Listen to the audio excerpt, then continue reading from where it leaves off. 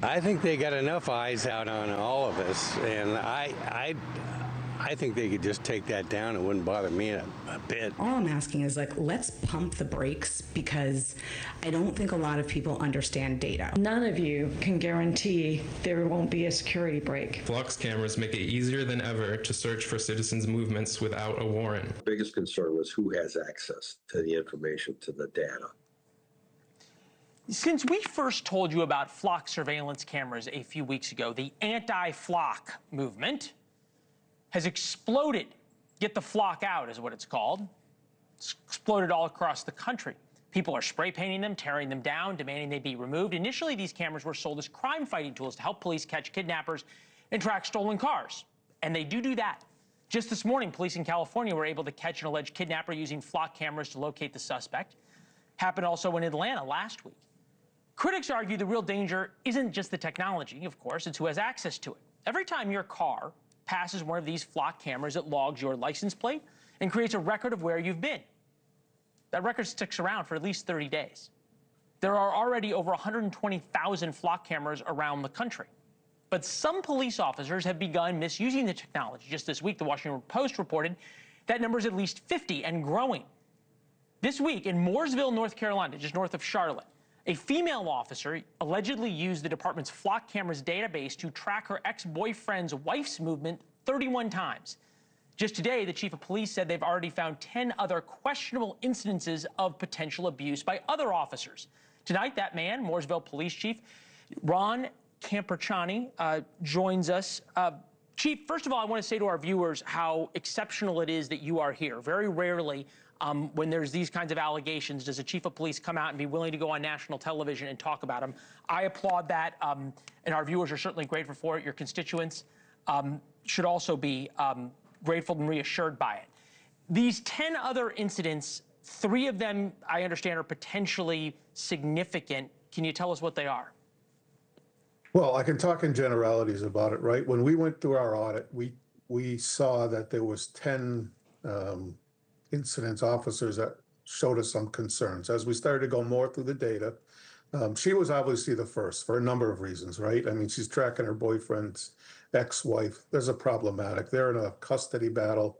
So we knew that we had to put that one to bed pretty quick because of all the potential that could happen there. So that one took some time. We wanted to make sure. And then, so we got her arrested, and now we're moving on to the other ones. I can tell you, as of this evening, we've eliminated most of those. Okay. We are down to one more. One more questionable issue. In the operational impact policy changes, enforced safeguards, expanded investigation, problematic finding system audits.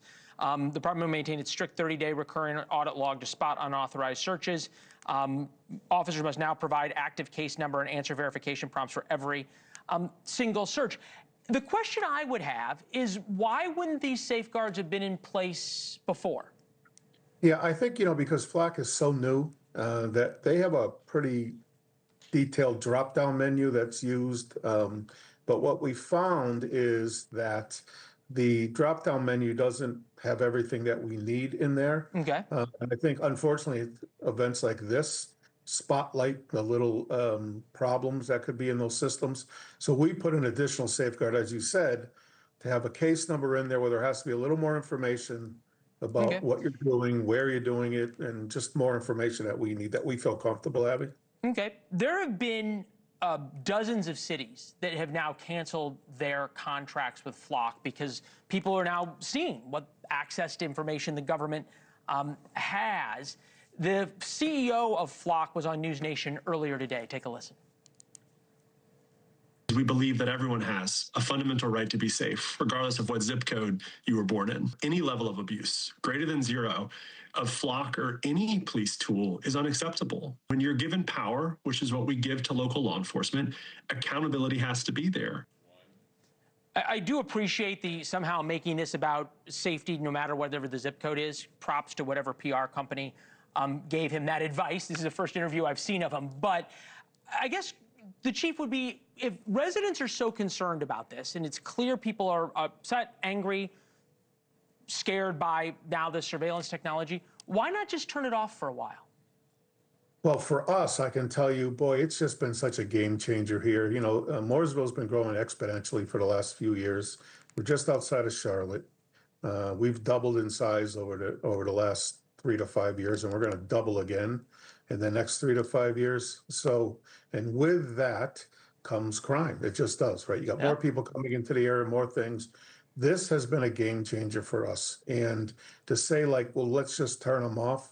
The risk to public safety is always going to be there. And listen, I get it, right? I understand the concerns about privacy and data. I mean, but you know, and that's the biggest thing, right? It's the collection thing. It's not about cameras, and they make it about that, but geez, right, I mean, it's where all this data is and how much access there's.